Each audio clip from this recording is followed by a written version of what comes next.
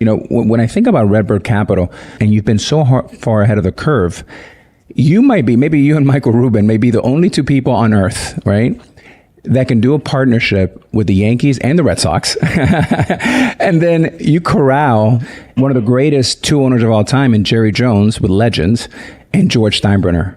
How and why? Well, I appreciate what you said. Jerry is iconic as they get. And I was lucky, I didn't know it at the time, but I was lucky to spend 5 days on a boat with him.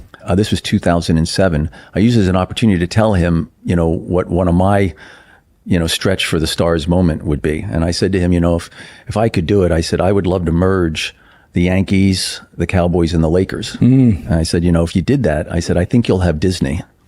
And I said, I would leave Goldman to go run that. And, if you know Jerry, which you do, he just loved that. Jerry's just one of those guys that wants to, Jerry looks at things with 3D glasses. Right? And at that time, how old are you?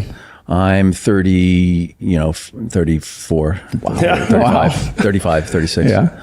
And, so basically we started going out at it, for lunch and breakfast and cocktails and, this 5-day boat trip. And, we came up for all the reasons why it couldn't be done, with all the different league rules and everything else. But at the end of it, I said to him, look, Jerry, this has been unbelievable, incredibly inspirational. I said, I can't leave this boat unless you and I have an agreement that we've got something to do together. And one of the things we had come up with was that both the Yankees and the Cowboys were building these state-of-the-art stadiums that had never been built before at the same time. Right. And this was 2008, 2009. Economy's falling apart. Economy's falling apart. And I said, well, if we can't merge the Yankees and the Cowboys, why don't we merge, some of the economic streams between the Yankees and the Cowboys? And what I said to him was that, look, he was fascinated by the yes model. Because I think he was asked by the NFL to look at what became the NFL Network. And he was one of the guys taking the lead on that. And so he was asking me, how did you do yes? And he was trying to learn from that. I said, well, let's just keep it simple. I said, if yes was about capturing the intellectual property of the Yankees and finding a way to put a multiple on that. And I said, and the Yankees and the Cowboys are both building these iconic stadiums at the same time. Why don't we find a way to capture the intellectual property, quote unquote, of the two stadiums and find a pathway to put a multiple on that? And that became Legends Hospitality. So we basically created, the economic engine of those two stadiums. And, at the time, a big piece of building stadiums was selling forward these seat licenses basically for premium seats and suites.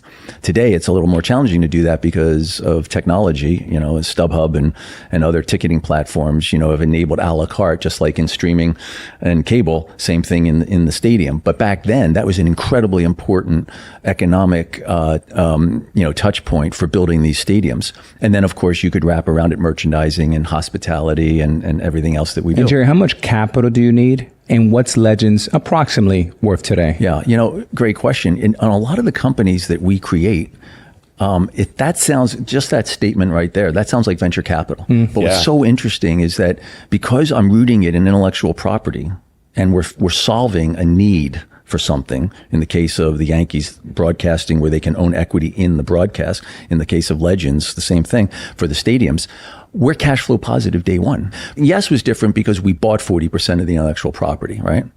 Legends was different. Legends, you didn't really need a ton of capital because day one we were cash flow positive because now there's a bit of a J curve to get to those stadiums coming online. While you may have a bit of a J curve, it's very manageable risk. It's really not venture because you're rooted in intellectual property. So you have a pathway to non-binary risk terminal value. And then I look to use these as platforms and then put more money behind it and build it out from there. So today, Legends is a $2-3 billion company. Wow. Right. Yes, we started in 2001.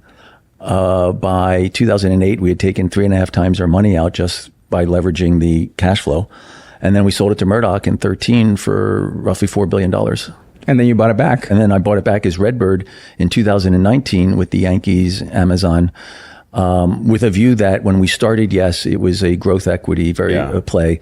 And when we bought it back, it was more of a it was in transition, and we knew that we were going to have to transition it from linear cable to direct to consumer. But we knew going into what everyone's dealing with today, and with the RSN model being challenged, we knew what we had in that intellectual property. It's the same story.